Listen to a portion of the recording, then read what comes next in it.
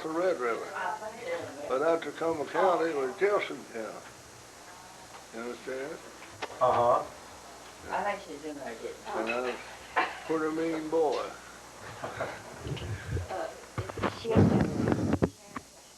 My mother used to keep me in Clarence tied to two giant trees, one on one end, one on the other. She couldn't keep us out there, and then she'd tie us up. Not yet. He's an arm. They're bringing you a chair so you can. Started up in snuff when I was 6 years old. Then did it ever since. I put in say with my snuff. I can't give that. You gotta have that. I've tried to several different times, but it didn't work. They're plowing on a cultivator, go to sleep, turn it off, put off the cultivator, time or two. So I just got my snuff box back, put it in my pocket, and I've kept it.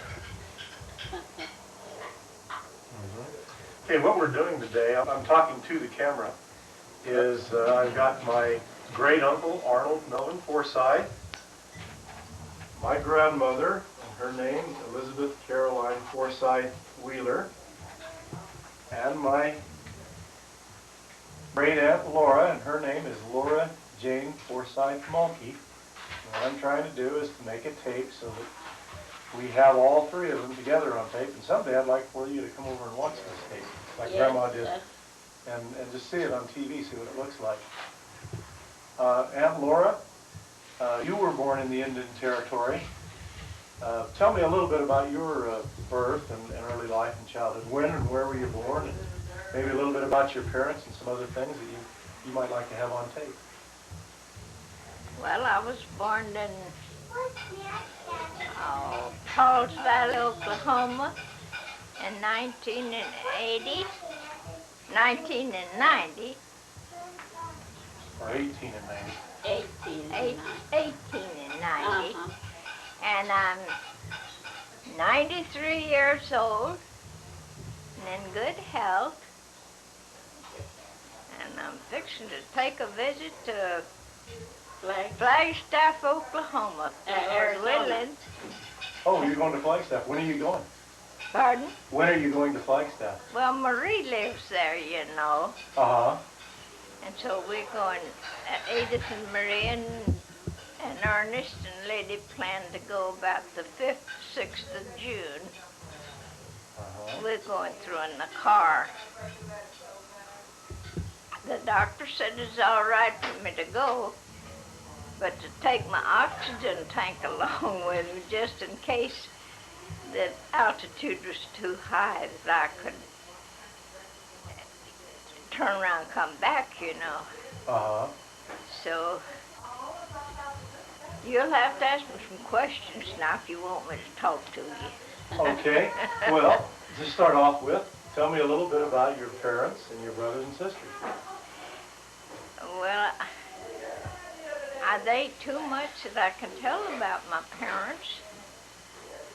Only my father was a farmer, a cattleman.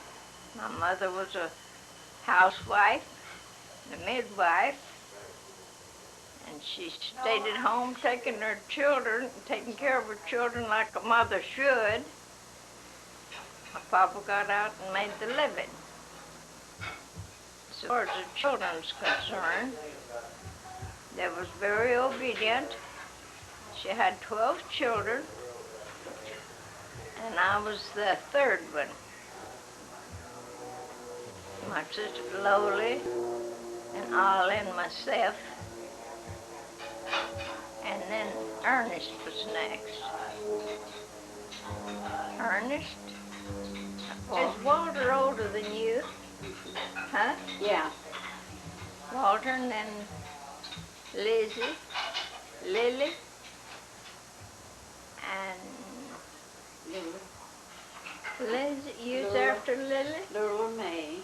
Who? Oh, Lily and then Little May. oh. You and then Lulu. Roland, Clarence, and Arnold. 12 of them. I guess I mentioned 12. You know, it's kind of hard to remember these things. The doctor was asking me questions the other day, and the nurse was. And I had 8 children myself. And she was wanting to know the oldest one and the next one, and I forgot my second baby was only 2 weeks old when he died. And somehow it had slipped my mind, but Edith called my attention to it. But the rest of them I could call off pretty good. I can remember their age, where they were born, but I have to stop and think of just how old they are now. But I can remember things back further than I can 3 or 4 months ago. And my mind's getting where I do forget.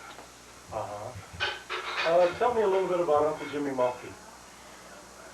Well, they didn't do much. Jim was an awful hard-working man. He worked in the oil fields for 14 years. We farmed 1 or 2 years. And he spent the rest of his time in the oil field. I don't know how many years he worked, but I know he worked in one place 14 years straight without any vacation. But he finally, when he come to California, why, he got a vacation every so often. He didn't want to come, but the children had all come out here, and they kept coming back and forth to see about us, and I told him they couldn't afford to do that. And there wasn't anything to hinder us on his job, and he always wanted to go somewhere else. And I told him I had made up my mind to come to California. The children all come out here. What year did you come? Pardon? What year did you come to California? In 1943. That would be during the Second World War. Pardon? That would be during the Second World War. Yeah. Well, he was in the First World War, you know. Oh, was he? 10 months. Did he go over to France or? Yes, he went to France. He was there most of the time. Now your brother, Uncle Ernest, also was in France during the First World War, was he not? Ernest, my brother? Yeah. Oh, yeah. But I don't remember how long he was in there.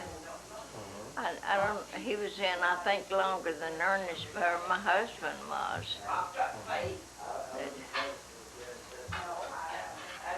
Oh, no, he didn't work in the oil field all the time. He was a bricklayer for a long time when we lived in Wichita Falls, before he went to work in the oil field.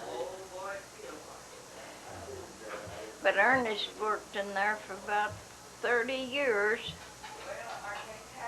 He's just retired about, I guess, 10 years ago. What's Uncle Doug doing now? Oh, he's janitor for the church in Hemet. A custodian or janitor, whatever you call him. What's Uncle Buddy doing now? Maybe just tell me what each of them are doing now. Each of your children. Start with Buddy and then with Doug and each one of the children. What's each one of them doing? Oh, well, Douglas is not doing anything. Only he just works on cars at home. He's been retired for a good long while. James, he's superintendent of the sawmill in Boise, Idaho. But Douglas, you know, got his neck broke a good long while ago, and he was working in the oil field.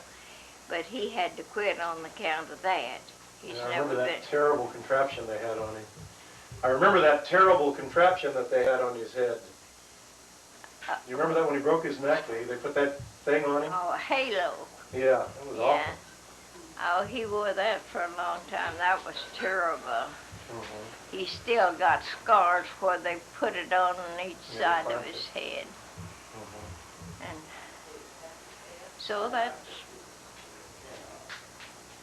all they're doing now. James, you know, he had to have back operations, and he didn't work for 3 years. But his old boss finally put him back on the same job that he was working on. He's an elder of the church, and his boss is. And James is a deacon. So they... And Edith, she's been a nurse. She's been taking care of me for the last 10 years. Oh, well, straight 8 years. The last 9 years she's had me with her. Her daddy's been dead now 8 years. And I've been with her all the time. She's a good nurse.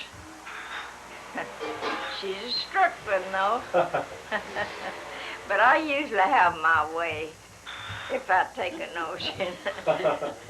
So far, we've never had no crosswords in any way. She takes me to church every Sunday when nothing happens where we can go. And I went to church last Sunday. It's the first time I've been able to hear a sermon in over a year, where we attend all the time. I haven't been able to hear anything there. But I went last Sunday and listened to the preacher that he used to preach where we lived in Compton. And oh, he has a wonderful voice, and I can understand nearly every word he said. First time I had understood anything in over a year. And it sure did sound good. I was really happy.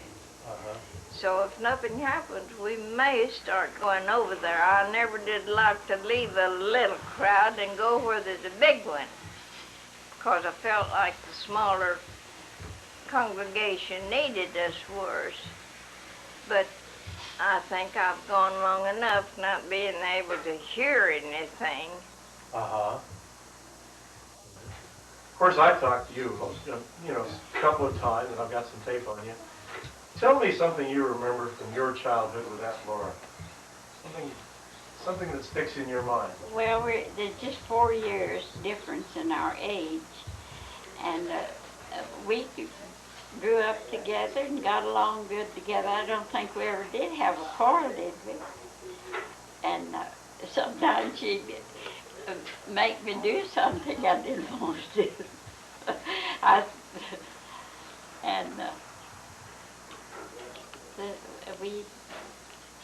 course, she was being older than me. She was got to go quite a bit until I grew up. And we went to school together, had good times, and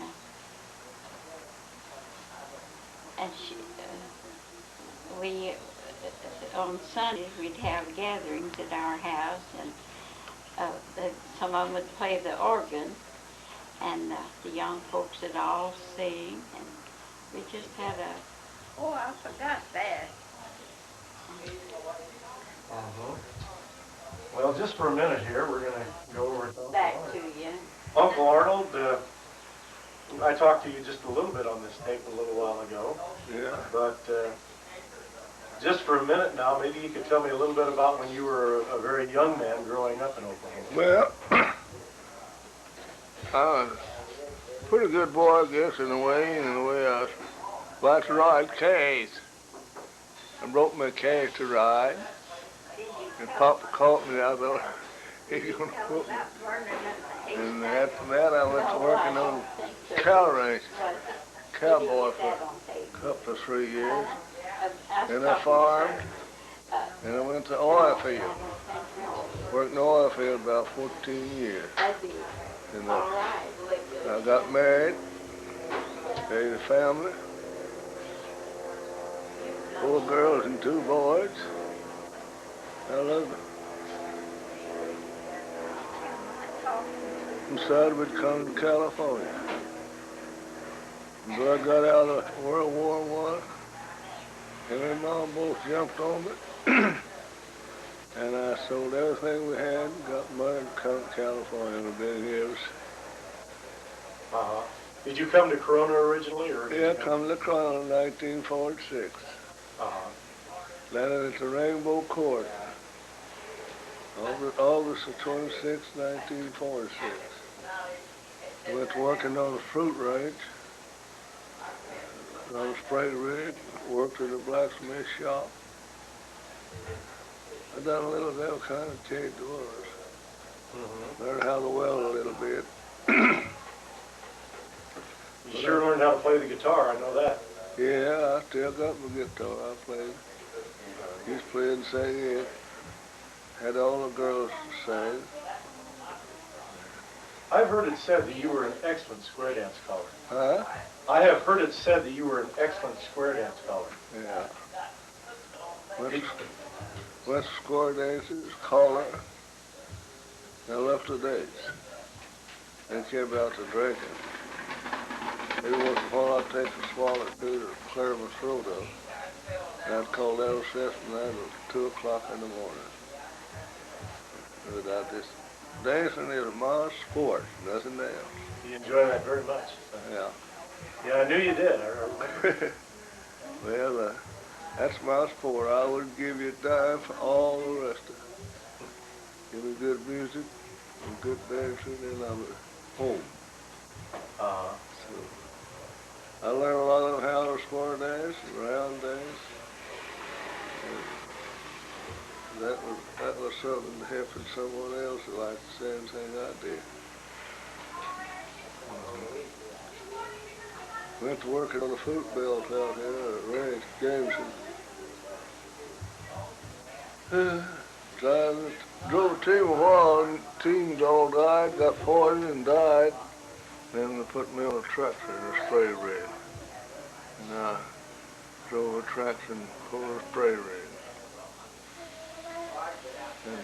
And then come limb picking time, the boss told us, there's either sack or else. I said, I'll take else. I said, I've got 2 in the tree to try to climb them ladders and feed my family. Can't do it. Our little boss, left-handed golf, then I told Jim, you land off of the best hand we ever had here. He can do anything. Well, if you can't pick lemons, can't use it. So I went to work down to buy product, lemon exchange. Worked there, I got hurt. And I didn't get much out of it. I taken what I could get. Well, I settled it out of court. If I'd have taken it to court, I might have got more money, but they settled it out of court. Tell me about the time that the tree limb fell on Uncle Arnold. I've never heard that one. Well, we put him in a little wagon that we'd made out of a box and carried him down to where this big tree was, and he was right under a limb that was hanging onto the tree, and come a puff of wind, and for some reason that limb fell right at that time and caught him in that little box. Go ahead. And in the box. And Laura run up and lifted the limb by herself.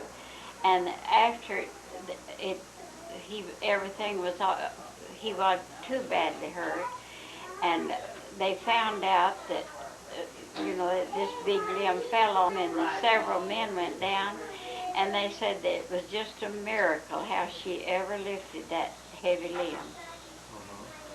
And so we was very thankful that he didn't worse hurt than. Perhaps the Lord gave her the strength to save her old brother. It must have been. It was just a miracle. Everybody said it was. You hear about mothers who will even lift a car in a moment of crisis, and they couldn't possibly do it except that they just had something happen. Yeah. Yeah, Laura, how did you meet Uncle Jimmy? Well, I met him at our house. He worked for my brother-in-law, and he'd come over every evening and stay and visit. We never went anywhere very much. Once in a while we'd go out to singing. I'd play the piano or the organ. We didn't have any pianos in that day, just organs. We'd meet together and have singing. One night, the first time we went out, we was crossing a creek, and I was very particular about who I went with and where we went. Mom was particular about letting us go too. But we crossed a creek, and the wagon went off of the side of the creek on one side, and he fell over and slapped his hand on my knee, and I just come almost hitting him. But I knew it was an accident, and I didn't do it. But we never went very much together. He worked there, and I'd see him all the time, but we didn't go out. And the first time after we were engaged, he asked me to hug and kiss him. And I told him I'd kiss him, but I would not hug him.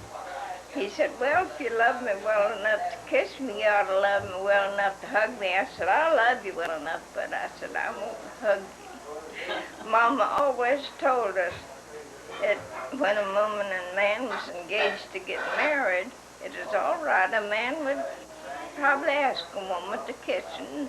That wasn't so bad, but she said, make him keep his hands off of you. Give him an inch, he'll take a mile. And I wouldn't let him touch me. But he went away and was gone for quite a while, and when he come back, well, I knew he was going away too. And when he come back, though, and it's getting close to the time was to get married, he said, well, will you hug me? And I finally made up my mind that I'd put my arms around his neck, but I sure was careful about it. I think young people today can take a lesson from that kind of morality that people have. Yeah, I told the doctor when I was going there was something happened, and I told him I was very particular and had always been very modest, and I said, I can't go back on my razor. He said, well, don't. He just spoke right up with the nurse. And she said she'd lost all of her modesty. Oh my, no. I don't know what in the world's going to become of this world if there's not a change somehow or other. No, and my first date was William Birch. And we'd grown up together and picked cotton together, but we were just friends and was going to school together. And he wanted to take me, was having a beauty contest that night. You remember that, Linda? Yes, I do. And we had to go in a wagon, didn't have any other way to go. So he rode on one side and me on the other. We didn't touch each other. When we got there, he got out on his side and I got out on my side. And we went in, he sit down in the back and I went on up to the front. And there was just running two girls, me and another girl, a younger one. Her daddy and my boyfriend's father was running this little girl. they were overseers of the school. And of course they was trying to make them boys spend their money, and they was. And they had about spent all they had, and she was about to get ahead, and my boyfriend, he got up and come walking down to front, and his daddy said to the other man, he said, well, we might as well stop. He'll spend every dime he's got. So I got the prize. So.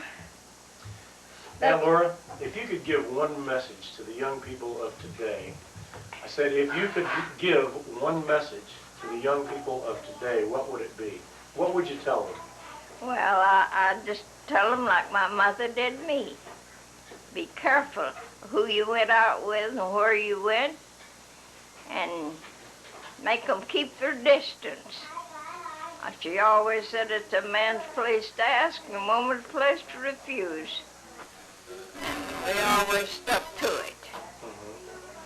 One time I was at a dance. She didn't like us to go to dances, but we did.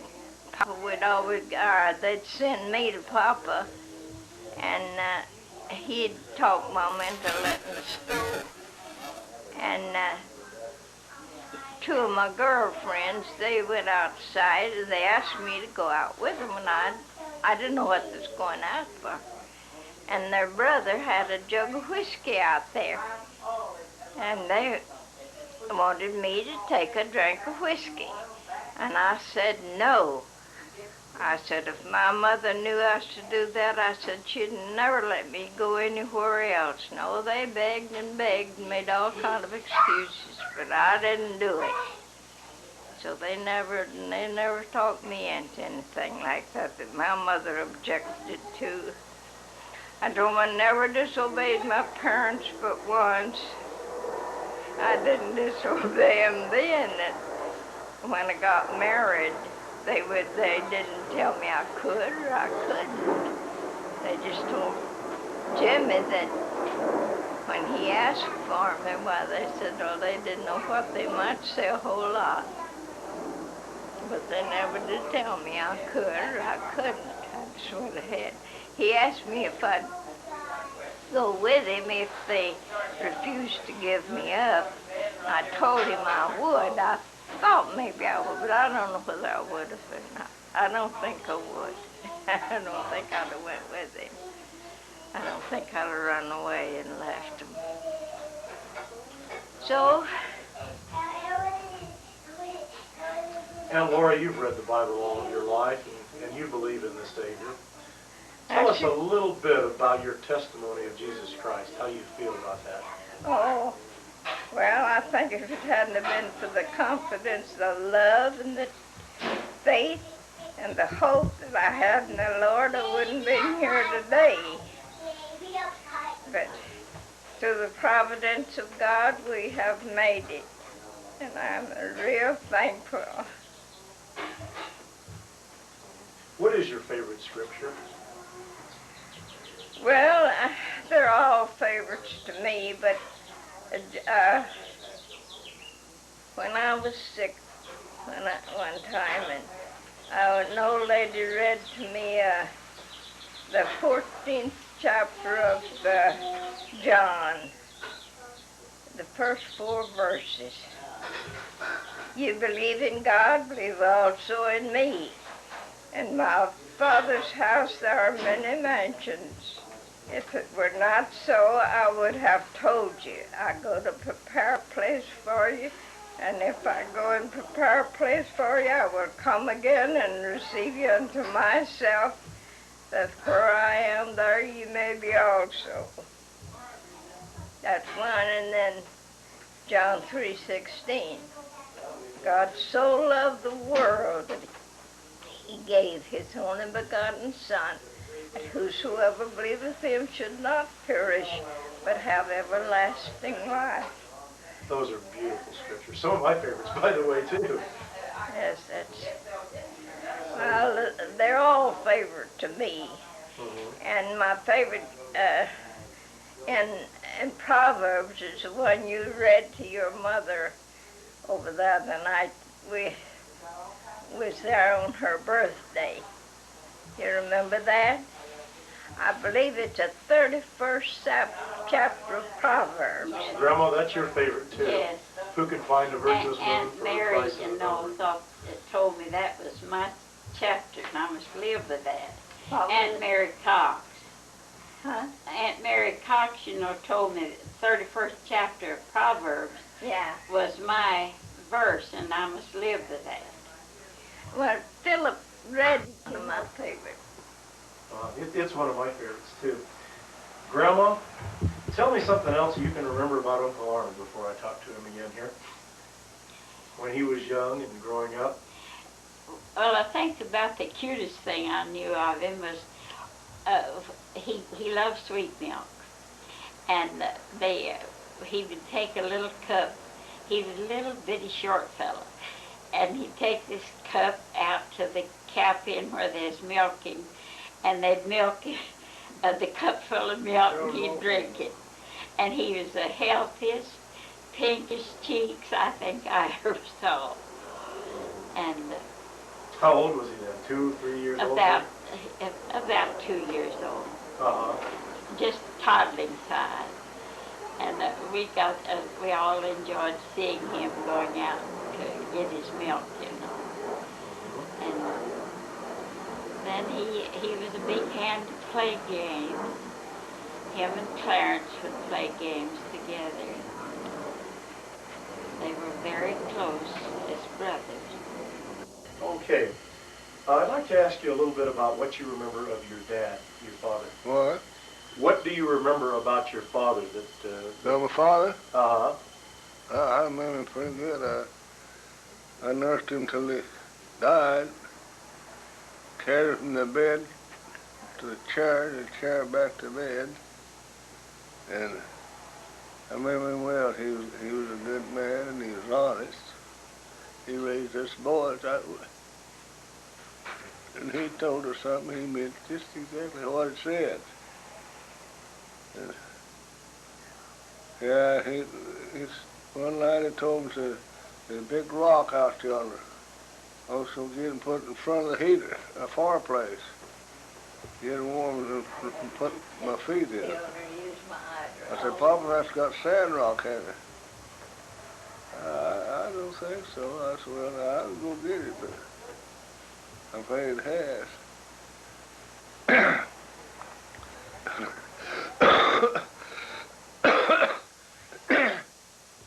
It got hot and busted. Those pieces of rock on his legs, all over the house, sandstorm. Frank, he was in the back room, and he come running there, and the log room was lower than the box room. He hit that door with his far and knocked him back down. Finally got up. And he said, I would have thought that. And I said, I tried to warn you. But all through life, he learned how to castrate, dehorn, brand. He's let me all that. Every time he had something like that to do, he'd come get me and go down and show me, learn me how. And one day we killed a couple of shoats. And Harrison Walter couldn't gut one of them. But he gutted one of them. And he shot him. So he hung me up for an hour. He said, you got this one. And I did. So I learned that. You always learn something. And he told a man that he'd do something, he'd do it. His word was his bond. Huh? His word was his bond. That's Yeah. what he used to say. I heard my dad say the same thing. I guess you taught it to him after your dad taught it to you. Yes. If anybody in the country had to borrow a little money, they always come to Uncle Bud. Everybody called him Uncle Bud. And he'd send them to the bank and tell them he'd sign a note when he come in. Well, the bank would take the Sylvan's notes. He paid it all right. He had to pay it. And the other guys, it seemed like, yeah, they didn't care what paid on and some of them didn't. So this fella come over there one day, Bill Cox, and he was hitting it pretty hard. And he told Pop, well, Pop said, go first. Tell Ma I'll sign you a note for $50. He went up there and knew it. That old man got a big family. He'd been paying off notes, signing notes. No, not this time. And so Papa, he went in, and that banker told him, don't sign no more notes or promises you sign. So that put a stop to that. Because he was a man of his word. One of his favorite sayings was, what belongs to the other fellow does not belong to you. And never to take anything that didn't belong to us. Sounds like a man I wished I had known. No, he's wonderful. He really was. Let's talk a little bit more about, something. Grandma, what would you like to talk about? Well, I really can't.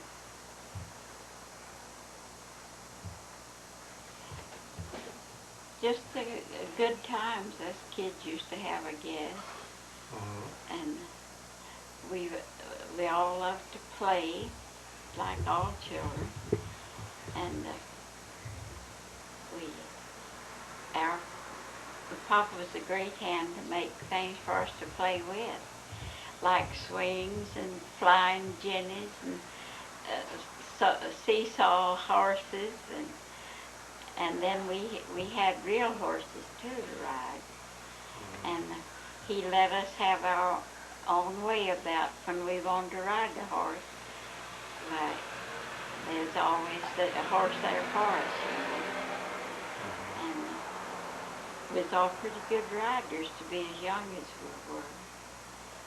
And one thing that I always enjoyed especially was on Sunday afternoons, all the young folks would get together and go for on horseback riding, and all go some certain place, you know, and all just have fun visiting with each other. You were talking about Sunday afternoons. Well, go ahead with her and tell about living down at Wichita Falls, Texas. What? Tell about when you lived down at Wichita Falls, Texas, some of the experiences you had while you all lived there. Well, I don't know too much experiences. He worked on a ranch, didn't he? What? Didn't Jimmy work on a ranch for Mr. Ada? Wichita? Yeah. Oh, no, he laid brick. Oh. Do you remember? He was a bricklayer. Yes. And we left there, you know, and went to Lamar County, Texas. And there's where he worked in the timber. Now, I get things mixed up sometimes. He worked in the oil field so long, it seemed like he worked there always. Yes. But he worked in the timber when we went to Lamar County, Texas. And we left there when Marie was a month old, you remember? Yeah. And the mosquitoes like to eat us up. We didn't have any screens on the doors, and no ceiling in the house, and it was covered with sheet iron.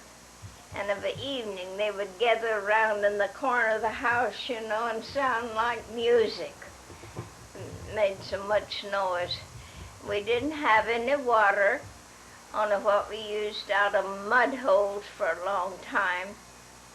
And the boy that went with my brother-in-law down there, he wrote me a letter. I told him when he went down there, I said, now be sure and write us the truth. Don't tell the good and leave out the bad. And he wrote me a letter, and he said, well, it was a good place for a man to get a job, but it's nothing but frog ponds and hog wallers. And sure enough, we had to use that frog pond water for a long time. How They did you- finally put in a cistern at one of the neighbors, and we got water from there. But that was the terriblest place of a night.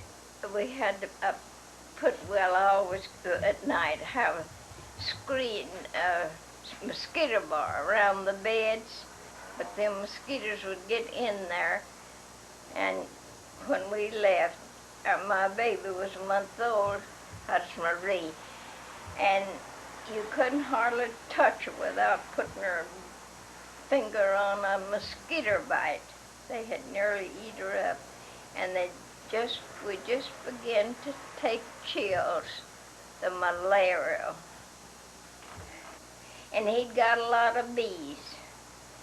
And he went away and he told me when he left to be sure now and watch them bees, and if they started to leave, to get out with a tin can, start beating on a tin can, throwing dirt among them, you know. And they'd come down. Sure enough, they did. I got me a tin can and got that dirt and began to throw in among them, and they just swarmed all over me. But I didn't get stung one time. But the queen had got out and crawled off, and I got me a stick and got her on that stick and put her back in her box, and they all just come right back down. Didn't have a bit of trouble with them. But of the evening when they'd come in, they worked down in the timber, and when they'd come out, they'd have bushes, you know, just a fighting on both sides for them mosquitoes. They just couldn't hardly get out of there quick enough. It was so bad. Aunt Laura, let me name some people, and you just make some comments about what you remember. I'm going to name some people, and I want you to make some comments about what you remember about them. Okay, first of all, Aunt Mary and Uncle Bill Cox. Well, I don't remember too much about Aunt Mary. She was a great talker, I know that. And she stayed with us for quite a while. And I don't remember her ever being out of bed. And I know, but, you couldn't talk to anybody hardly for her when somebody would come in. And Papa told her one time if she would keep quiet, when somebody come, he'd give her $10.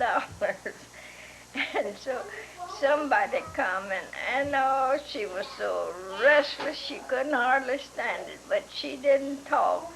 She got her $10. But she was sick a lot. I don't remember what. And so good and kind and... Yeah. I don't know what was wrong with her. Do you remember her ever being up and walking around? I think it was arthritis. They didn't call it arthritis them days. They called it rheumatism. But I never knew her being up and around. Not much. What about her husband, Bill Cox? Who? William Cox, Bill Cox. Bill? Her husband. Well, I don't remember her husband. I remember him. He had a long white beard. I didn't think we ever seen him. Yes, we Yeah, I've got a did. picture of him. He's got a long white beard. I know that. Yeah. Aunt Laura, what about your grandmother Lofton, Sarah Lofton? Well, I don't remember much about her either. She was a small woman, was just about my size. And I can't remember too much about her, only she come and stayed with us for a good long while one time, and she had the dropsy. And that's about all I remember about my grandmother. Did she ever talk about her people, the McCoys, very much? No, I can't remember that, and I can't remember Mama ever talking about any of her people much. I've often thought I wish I would have asked her some. I may have, but I don't remember. I just never did hear her talk about any of them much. She didn't have her own brother or own sister. They were all half brothers and sisters. She had one half sister, and she had 3 half brothers. Now, who were they? One of them was Bud Williamson, and He was her son. huh? He was her son. Uncle Bud was Grandma's son. Oh, well, I thought he said Mama. Oh, Mama. He's asked me about. Well, maybe Oh, you mean my grandma's boys and girls? Yeah. Well, Bud was one, and Roland, Will, Roland, and Johnny. Now, Will, Roland, and Johnny were all Loftons, were they not? yes. What? Roland Lofton and Bill Lofton and Johnny Lofton. Yeah, and They were- Lula, they were all brothers and sisters. Yes. But Mama and Uncle Bud was different. Mama was Pear and Uncle Bud was Reed. What do you know about Jim Pear or Bridges Pear? About Mama's father. Oh, George. No, Bridge Pear, Mama's father. Oh, Mama's father. You know, he was Oh. killed before she was born. That's right. No, she never seen her father. No. I never did. She didn't know anything about him either, I don't guess. She never did talk about him. No. So I never did know anything about him. What about your Uncle Bob Forsythe? Well, I didn't know too much about him either. Only I know, and who did he? I don't even. He remember. married Aunt Mary, you know. Aunt Mary. Mary Stripes. Oh, And Mary- he was married twice, actually. Yes. He married, I know he married, but his first wife, I don't know who. Oh, Elizabeth Jane Van, Betty Van. Oh, I didn't know who she was, but I don't remember the other woman's name, anything but Mary. They come to see us when we lived in the Choctaw, you know, when I was staying with Papa and Mama. no, I didn't know about that. Oh, yeah, they come down in a buggy. Oh, Aunt Mary and And- Uncle Bob. Yeah. Yes. There's a And, picture of them with your children standing yeah, right with I them. have the pictures. And they come and they got started in a little creek, and Ernest Franklin, my oldest boy, was down at a spring getting water. And Uncle Bob come up to where he saw him up there, and he come up to where his dad, and he said, I asked Ernest, he said, do you know where anything about where Bud Forsythe lives? Do you know him? And Ernest said, yes, that's my grandpa. So he showed them then all up the way to the house. And then when I moved back from there to Asphalt 'em, well, they come visited me there. And I visited them one time when they lived in Brownwood, just for a little while. And we had gone fishing down there, and Edith and me went down to see them. And I believe she was the happiest woman when we went in. Uncle Bob was outside. He was had killed a goat, and he was cleaning the goat, and I met her, and she said it is just like an angel had appeared. She was so happy. Uh-huh. Do you remember your Aunt Jackie Williams? No, I don't remember anything about her but one time. She visited, never seen her but once. She visited me one time when Ernest was about 2 years old. Her and Emmy Burton, her daughter. Lon Burton's wife. Who? Yes. Lon Burton was her husband. Lon Burton's and Oh, Amy's. yeah, Lon Burton was Emmy's husband, but I don't know who Aunt Jackie's husband was. His name was George W. Williams. Oh, He was related to your father's first wife. They were brother and sister. oh, I didn't remember that. Mhm. It's about any of them. He used to be a cowman, him and Uncle Bob together. And they drove cattle from up the old Chisholm Trail from Abilene, Texas to Abilene, Kansas, and Dodge City. And they sold, I think, about 3,300 they drove one time. And they come back to Texas. Papa go around up them old longhorn steers again. He made several trips up there through there. Last time he went, he lost his money. Got a little too drunk, got playing poker. Went back to Texas, broke flat, but he paid all of his hands off, sent them on back.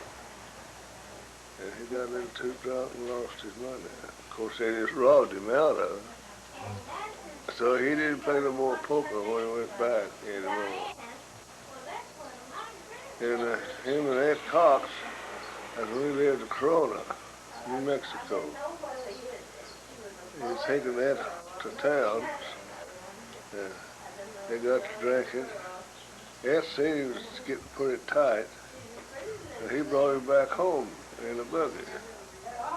Papa wanted to get out of the buggy and he fell and scared the team. They jerked the buggy over, run over him. It didn't hurt him. He got him into bed, and he slept all that evening, all the next day, and next morning he got up, went ahead, doing his work. Uncle Ernest, he was the same way. I was there in Fred Morris's store there in Reynolds. Ernest, he was drinking. I just wondered where he got his money to buy whiskey. He fell backward right into a big old box of letters. He scattered it all over the floor. And I helped him up and picked him up. I said, Fred, I'm sorry my brother done that. There's 3 or 4 men standing there. They looked at me as funny. Are you his brother? I said, I'm his baby brother. You don't look alike. I said, no, I take that from my mother's side, and he take that from my daddy's side. And come find out down there, he'd sold his bridle off his horses to buy that whiskey with. Drove home. I got him straightened down, started home. I had a straight road right to his house. And this old cripple starved to death too. So they made it. Even though I had quite a fit over that, but it good it done happen. So Warren never know how to drink. He's like Van Clarence. Frank drank the rest more. He got one. Stayed drunk about half the time. Okay, you said this is your brother Frank Sullivan? Yeah. And he came up to where, who lived? Yeah. Who was living there? He just went to lessons. One time, the last time I went after him, he's going up still to give him some whiskey. And the man got his foot hung in a rock and fell right on his leg. He couldn't get out from under it. I don't know how long he laid there. And I come right along. Boys, I'm glad to see you. And I said, look like you're in pretty bad shape. I just take my light rope, hooked it on his horn, told the horse, and she just moved her a little bit, and she got her foot clear, and she got up. I said, you can go back to more whiskey. No, I take him home right there. If he get up and went to drinking, he'd never make it home. Was he okay? Huh? Was his foot okay? Yeah. Is there anything you'd like to add to what's been said? Or anything new you'd like to talk about maybe we haven't talked about that you think might be a good thing to have on the table? well, nothing except that we are a large family and a happy family. We, we was raised to live right and to always be fair with whoever we associate with.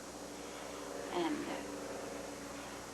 we enjoyed going to school and the contests that we had with other schools. And then the times I think we enjoyed the most was when we always went to church, to big meetings in the summer, you know. We met with all the young folks and everybody enjoyed each other.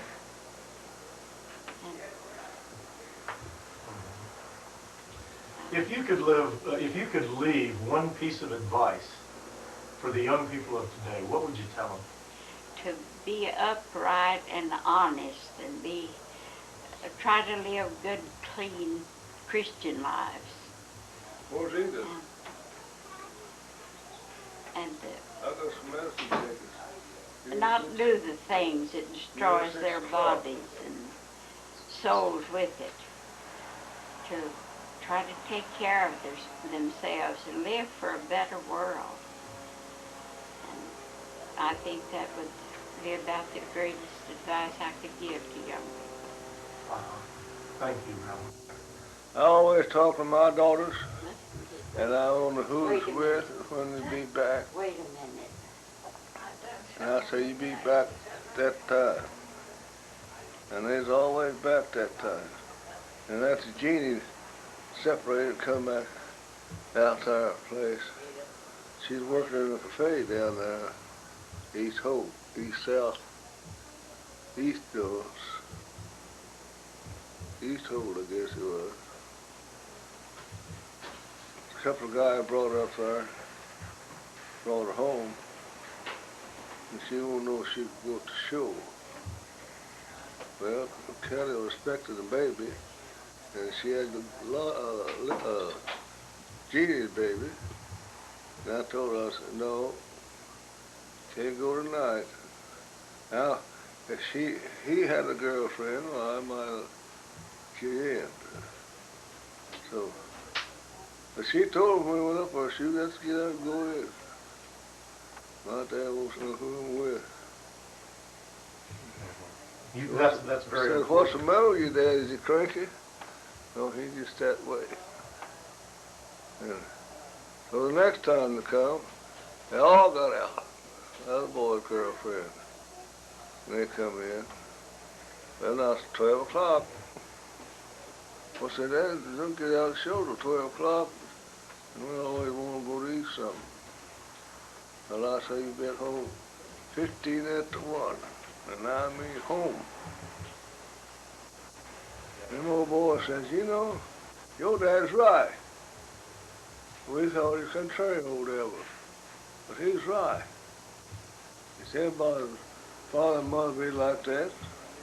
There'll be many girls getting in trouble and running around. I see, he's just that way. So, I talked to other girls and neighbor girls, and their mothers hadn't told them nothing, and neither their daddy. But I talked to them, tell them. I said, my mother and dad never talked to me like that. I said, it's a shame that they should have. So I said, you ask them something. They'll tell you then. Talk to the young boys the same way. So how easy it was to get in trouble, how long it cost them to get out.